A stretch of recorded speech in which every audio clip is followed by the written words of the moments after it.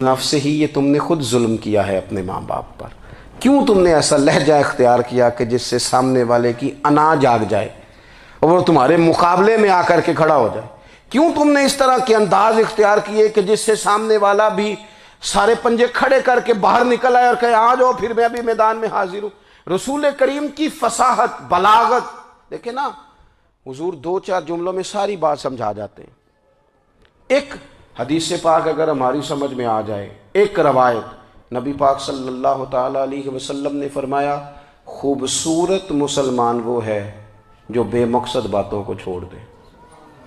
لو اس سے پوری زندگی سجائی جا سکتی ہے، ایک جملے سے پوری زندگی سواری جا سکتی ہے، کوئی لمبی چوڑی باتوں میں جانے کی ضرورت نہیں۔ کہا خوبصورت مسلمان یہ ہے جو بے مقصد باتوں کو چھوڑ دے، لا یعنی باتوں کو، کیا کہتے ہیں ہمارے دیہات کے لوگ، جڑے پنڈ جانا نہیں اودا راہ پوچھنے دی، لیکن آج کل لوگ باز آندے یعنی جس بات کا بالکل تعلق نہیں نا وہ بات بھی کرتے جاتے ہیں، جس کا شعبہ ہی نہیں وہ بھی چھلانگ لگا لگا کے اس میں آ جاتا ہے۔ ہم اپنا وقت ضائع کرتے ہیں، اپنی صلاحیتیں ضائع کرتے ہیں، اپنا نقصان کرتے ہیں۔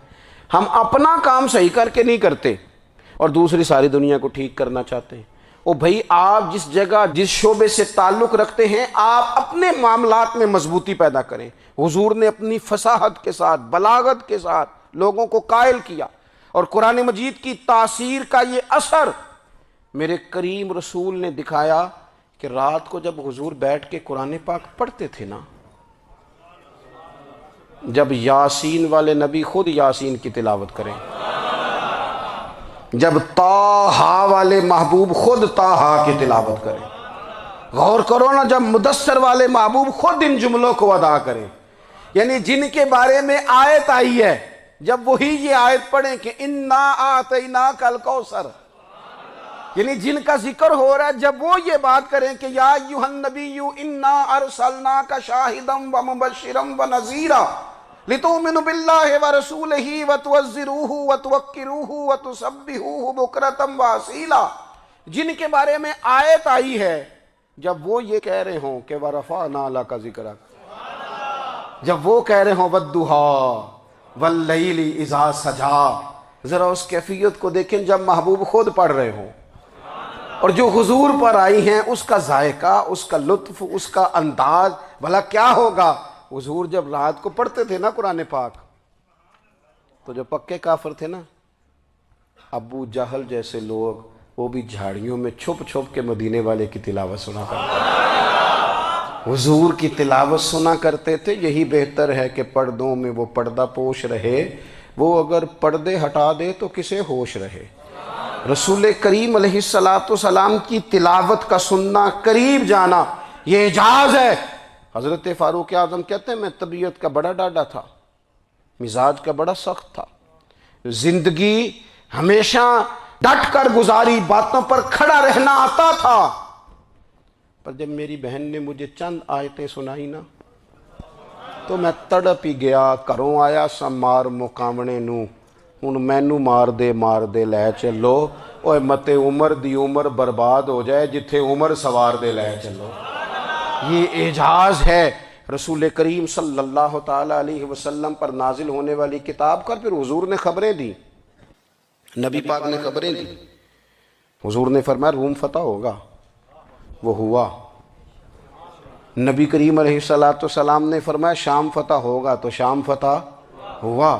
فرمایا ایران فتح ہوگا، تو ایران فتح ہوا۔ سراقہ بن مالک کہتے ہیں ایک گاؤں پر بھی مسلمانوں کی حکومت نہیں تھی، ایک گاؤں پر۔ حضور مکہ مکرمہ سے نکل رہے تھے، مدینہ طیبہ تشریف لے جا رہے تھے، ابھی راستے میں تھے، میں 100 سرخ اونٹوں کے لالچ میں معاذ اللہ حضور کو گرفتار کرنے پہنچ گیا۔ محبوب نے حکم دیا، حضور کا معجزہ میں نے آنکھوں سے دیکھا، میرا گھوڑا زمین میں دھستا چلا گیا، میں نے معافی مانگی، حضور نے معاف کر دیا۔ میں نے سمجھا اچانک ہو گیا ہے، یہ منوانا بھی بڑا مشکل کام ہے۔ شجر و حجر پہچان گئے، انسان کی نظروں میں شاکی رہا۔ یہ کچھ ایسے لوگ ہیں جن کو منوانا توبہ توبہ، ماننے کو تیار نہیں، دیکھ دیکھ کے بھی ماننے کو تیار ہے نہیں، ماننے کو تیار ہی نہیں۔ کہتے ہیں کہ میں نے پھر چاہا آگے بڑھنا تو پھر زمین کے اندر میرے گھوڑے کے پیر دھنسنے لگے، پھر معافی مانگی۔ کریم تیرے معاف کرنے کی ادا پہ بھی قربان جائیں۔ یہ نہیں فرمایا کہ تو بار بار یوں ہی کرتا ہے، فرمایا معافی مانگتا ہے، جا میں نے معاف کیا۔ کہتے ہیں 3 دفعہ میں آگے بڑھا، 3 دفعہ حضور نے معاف کیا تو مسکرا کے فرمانے لگے تو یہاں مجھے گرفتار کرنے آیا ہے، وہ کیسر روم کا علاقہ فتح ہوگا۔ وہ کنگن جو پہنتا ہے نا ہاتھوں میں، بادشاہ کے کنگن معروف ہیں، وہ تیرے ہاتھوں میں آئیں گے۔ اللہ کرے آپ سمجھیں، یہ جو لوگ ڈری ڈری سہمی اور ہمارے بچے مایوسی کی معاذ اللہ باتیں کرتے ہیں، وہ دیکھیں حضور کس طرح کی گفتگو فرماتے ہیں۔ ابھی ایک گاؤں پر بھی اسلام کی حکومت نہیں، لیکن حضور کا خبر دینے کا انداز۔ کریم فرمانے لگے وہ کیسر روم کے جو کنگن ہوں گے وہ تیرے ہاتھوں میں آئیں گے۔ جناب سراقہ بن مالک فرماتے ہیں کہ میں مسلمان ہو گیا، حضور کا وصال ہو گیا، کنگن نہیں آئے۔ حضرت ابوبکر صدیق کا وصال ظاہری ہو گیا، کنگن نہیں آئے۔ جناب عمر کا دور آ گیا، سراقہ بوڑھے ہو گئے۔ کوئی بندہ پوچھتا نا کہ اب تو عمر ڈھل گئی ہے، زندگی کا پتہ نہیں، کہنے لگے نہیں میں نہیں جاتا، جب تک کنگن نہیں آتے اسرائیل کوئی نہیں آئیں گے، کیونکہ ساڈے نبی دی زبان ساڈے واسطے قرآن۔ جو دن کو کہہ دیا دن ہے تو دن نکل آیا، جو شب کو کہہ دیا شب ہے تو رات ہو کے رہی، اور خدا نے ان کی زبان کو وہ اختیار دیا، جو نکلی منہ سے ان کے وہ بات ہو کے رہی۔ اور فاضل بریلوی کا تو انداز ہی پھر انوکھا ہے نا، وہ تو کہتے ہیں وہ زبان جس کو سب کن کی کنجی کہے، جس کو سب کن کی کنجی کہیں، اس کی نافذ حکومت پہ لاکھوں سلام۔ کہنے لگے نہیں آتے حضرت اسرائیل، فکر نہ کرو، بوڑھے ہو گئے تھے، نکلنا گھر سے بند کر دیا تھا، حضرت عمر کا دور تھا، کنگن آ گئے۔ حضرت فاروق اعظم نے ان کے پوتوں سے، نواسوں سے، بچوں سے کہا جاؤ بلا کے لاؤ، کا دادا جان بوڑھے ہیں، فرمایا تم کان میں کہہ دینا کنگن آ گئے، پھر تم دیکھنا تو صحیح۔ پھر حضرت سراقہ آئے، حضور نے جو خبریں دیں، نبی پاک علیہ الصلوۃ والسلام نے جو گزشتہ قوموں کے احوال بیان کیے، اور پھر میرے نبی پاک علیہ الصلوۃ والسلام نا دنیا میں عزتیں دینے آئے۔ عزتیں، یہ مزاج ہمیں کم کرنا چاہیے۔ یہ جو ہم ساری زندگی اس کام میں لگا دیتے ہیں نا، کسی کو نیچا کیسے دکھانا ہے، یہ انداز حضور نے نہیں ہمیں دیا۔ آپ دیکھو حضور تشریف لائے تو ہمیں پتہ چلا کہ حضرت یوسف جیسا سونا کوئی نہیں، حضور تشریف لائے تو ہمیں پتہ چلا کہ حضرت داؤد جیسی خوبصورت آواز کسی کی نہیں، حضور تشریف لائے تو ہمیں پتہ چلا کہ جناب عیسیٰ علیہ السلام کا فقر اختیاری کس طرح کا تھا، محبوب تشریف لائے تو ہمیں پتہ چلا کہ حضرت موسیٰ کا جلال کس طرح کا تھا۔ یہ تو حضور آئے تو نبی پاک علیہ السلام نے اس کی بھی عظمت بیان کی، اس کی بھی شان بیان کی۔ حضور نے بتایا کہ ابوبکر صدیق کی شان کیا ہے، فاروق اعظم کا مرتبہ کیا ہے، عثمان غنی کی حیا کیا ہے، مولا علی کی شجاعت کیا ہے، اہل بیت نبوت کی عظمت کیا ہے۔ حضور آئے عزتیں دینے، ماں کو عزت دی مدینے والے رسول نے، کہا جس کا باپ راضی ہو گیا اس کا رب راضی ہو گیا۔ فرمایا جو 2 بیٹیاں، 3 بیٹیاں، 4 بیٹی بہنیں یا 1 بیٹی یا بہن بیاہ کے آ گیا نا، اس طرح میری 2 انگلیاں جڑی ہوئی ہیں، میرے ساتھ جڑ کے جنت میں جائے گا۔ رسول کریم صلی اللہ تعالی وسلم نے عزت دی، عزت دی۔ حضور عزتیں دینے، کوئی اعزاز نہیں، ان پڑھ بندہ ہے، سادہ ہے، غریب ہے، مزدوری کرتا ہے، ہاتھوں پہ چھالے، یا رسول اللہ اس کا بھی کوئی اعزاز ہے؟ قربان جائیں، میرے کریم نے عزت دی، فرمایا محنت کر کے روزی کمانے والا تو اللہ کا دوست ہے، یہ اینٹیں اٹھانے والا، یہ مشقتیں کرنے والا، یہ صبح دیہڑی پہ جانے والا، یہ بیچارہ جو اچار سے روٹی کھاتا ہے، تو نے ہر شخص کی قسمت میں یہ عزت لکھی، اور آخری خطبے کی صورت میں وصیت لکھی۔ رسول کریم نے ہر بندے کو اعزاز دیا، عظمتیں دی، حضور عزتیں دینے آئے، نبی پاک علیہ السلام نے اعزازات دیے، حضور نے نوازا۔ یہ ساری چیزیں میرے رسول پاک کی تشریف، اور پھر یہ جو حضور کے صحابہ اور اہل بیت ہیں نا، یہ بھی میرے نبی پاک کی نبوت کی دلیل ہے۔ اتنی جلدی انقلاب آیا نہیں کرتے، وہ کل تک جو رہزن تھے حضور نے راہبر بنا دیے۔ وہ لوگ جو کل تک ایک دوسرے کے گلے کاٹ کے کھاتے تھے، ایک دوسرے کو مارتے تھے، تکلیف پہنچاتے تھے، برادری ازم پہ لڑتے تھے، حضور نے بھائی بھائی بنا دیے۔ ایک پلیٹ میں کھانا کھانے لگے، سیدنا بلال حبشی، صہیب رومی، سلمان فارسی، حضور نے یوں کر کے ملا دیا۔ نبی کریم علیہ السلام نے تقسیمیں ختم کر دی دنیا میں۔ حضور کے صحابہ نے اپنا کردار اس طرح کا دکھایا، اتنا بلند کیا، اور صحابہ کرام علیہم رضوان اس کو دے کر اتنی بلندیوں پہ گئے کہ گواہیاں اللہ کا قرآن دیتا ہے۔ فرمایا محمد الرسول اللہ والذین معہ اشداء علی الکفار رحماء بینہم تراہم رکعا سجدا یبتغون فضلا من اللہ ورضوانا۔ فرمایا یہ جو میرے محبوب کے ساتھ والے ہیں کافروں پر سخت ہیں، آپس میں نرم دل ہیں، تم جب بھی انہیں دیکھو گے سجدے کرتے دیکھو گے، رکوع کرتے دیکھو گے، تم انہیں دیکھو گے اللہ کی رضا کے متلاشی ہیں۔ انہیں ساری مادہ پرستی سے نکال کر محبوب نے رب کی رضا کے رستے پہ ڈال دیا۔ میرے نبی کریم سید عالم صلی اللہ تعالیٰ علیہ وسلم کی نبوت کے دلائل کے طور پر یہ ساری چیزیں آئیں۔ بس میں بات سمیٹنے لگا ہوں۔ حضور کا جو اخلاق ہے نا، وہ بھی نبی کریم علیہ السلام کی نبوت کی بہت بڑی دلیل ہے۔ وَإِنَّكَ لَعَلَىٰ خُلُقٍ عَظِيمٍ۔ محبوب ہم نے آپ کو نا خلق عظیم کا مالک بنایا ہے۔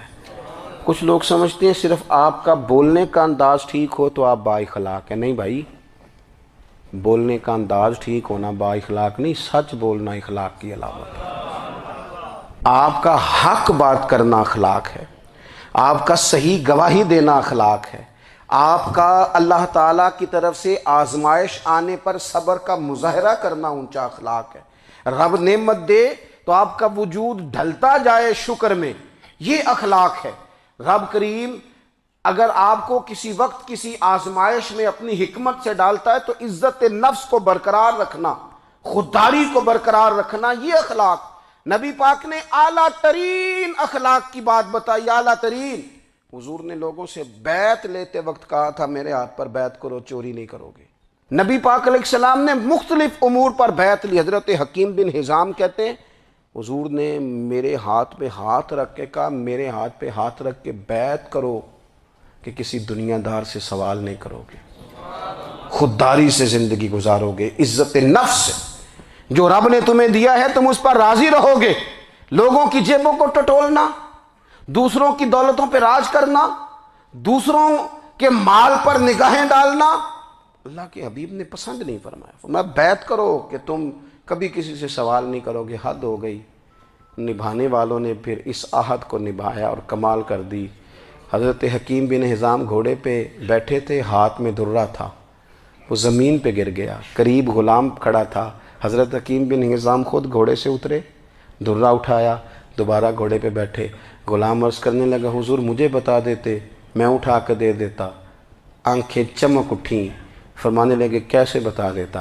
اپنے رسول سے وعدہ کیا ہے کبھی کسی سے سوال نہیں کروں گا، کبھی سوال نہیں کروں گا۔ اللہ کے محبوب نے ہمیں اعلیٰ اخلاقی قدروں کی بات ہمیں سکھائی ہے۔ ہم دیکھتے ہیں کہ بڑی جلدی 2 4 5 لوگوں کے غصہ دلانے پر ہم ساری اخلاقی حدوں کو کراس کر جاتے ہیں۔ دوستو ہمارا ایک ویژن ہونا چاہیے، ہمارے ذاتی رویے بڑے معتبر ہونے چاہیے۔ لین دین کے معاملات کے اندر مسلمانوں کو بڑا صاف ستھرا ہونا چاہیے۔ ہمیں اپنی معاشی زندگی میں روزمرہ کے معاملات میں ہماری توجہات کا مرکز صرف اللہ رسول کی ذات ہونی چاہیے۔ رب کریم نے اپنی حکمت سے کسی کو کتنا دیا ہے یہ اس کی حکمت کے تقاضے ہیں۔ ہمیں اس نے جس رنگ میں جس حال میں رکھا ہے ہمیں اپنے رب کی رضا پر بہت زیادہ مطمئن ہونا چاہیے۔ اچھا پھر ایک اور بات، جن چیزوں کو ہم نے دکھ بنایا ہے نا یہ تو وہاں دکھ تھا ہی نہیں۔ مہینہ مہینہ چولہا نہیں جلا، لیکن کسی جگہ اظہار غربت ہے حضور کی اولاد پاک کا یا صحاب کا یا ازواج کا۔ مہینہ مہینہ چولہا نہیں جلا، لیکن یہ اخلاق عالیہ کا حسن دیکھو، اپنے گھر مہینہ مہینہ چولہا نہیں جلا، جو مانگنے آیا اسے جھولی بھر کے عطا فرمایا، کوئی دروازے سے خالی نہیں گیا۔ عزیز بھائی اگر زندگی میں اخلاقی قدریں ہم اپنا لیں اور ہم تھوڑا تھوڑا کر کے اپنے آپ کو تبدیل کریں، ساری زندگی توجہ رہی کہ فلاں کیا کر رہا ہے فلاں کیا کر رہا ہے، تھوڑا سا گردن کو جھکا کے اپنے اوپر توجہ ڈالیں، اپنے آپ کو وقت دیں، حضور کے اخلاق عالیہ کی روشنی میں، تعلیمات حسنہ کی روشنی میں ہم اپنے کردار و عمل پر تھوڑی توجہ دیں۔ اس وقت بہت بڑی تعداد میں امت مسلمہ ہے، اور ایسا نہیں ہے کہ دولت نہیں ہے، دولت سے بھی سرشار ہیں۔ ہمارے ہاں بڑے بڑے انجینئر ہیں، بڑے بڑے ڈاکٹر ہیں، لیکچرار ہیں، ہمارے پاس بڑے بڑے ہاسپٹل ہیں، بڑا کچھ ہے، لیکن کردار و عمل کے بادشاہ، اپنی زندگی تقوی کی روشنی میں گزارنے والے، ان لوگوں کی تعداد کم ہے۔ اگر کوئی آج بھی سارے کام نیک کرے لیکن جائیداد میں سے بیٹی کا حق رکھ جائے تو پھر اس نے کیا میلاد منایا ہے؟ اگر آج بھی جو 2-4 لوگ بیچارے اس کے زیر دست ہیں، ملازمین ہیں، ان کے ساتھ اس کا رویہ انتہائی سخت ہو تو اس نے کیا میلاد منایا؟ اگر آج بھی وہ برادری ازم کی بنیاد پر دوستیاں کرے اور چھوٹے بڑے کی وہ تقسیم رکھے، جسے حضور نے فرمایا کہ قبیلے تو تعارف کے لیے، ورنہ کسی عربی کو اجمی پر، گورے کو کالے پر کوئی فضیلت نہیں۔ اگر کوئی آج بھی اس برادری ازم کا قائل ہے پھر اس نے کیا میلاد منایا؟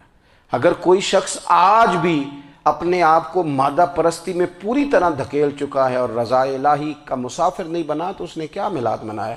اپنی طبیعتوں میں روحانی تبدیلی اور وہ خاص افکار جو حضور اپنے غلاموں میں پیدا فرماتے ہیں، ان افکار کو پیدا کرنا، سوچوں کو بدلنا، سوچوں کو، نظریات کو بدلنا، اپنے روزمرہ کے معاملات کا جائزہ لینا کہ ہم کس طرح آگے بڑھ سکتے ہیں اور کس طرح ہم ایک بہترین امتی اور ایک بہترین مسلمان بن سکتے ہیں، اس پر توجہ دینا، یہ میلاد ہمیں سبق دیتا ہے۔ اللہ تعالیٰ مجھے اور آپ کو عمل کی توفیق عطا فرمائے۔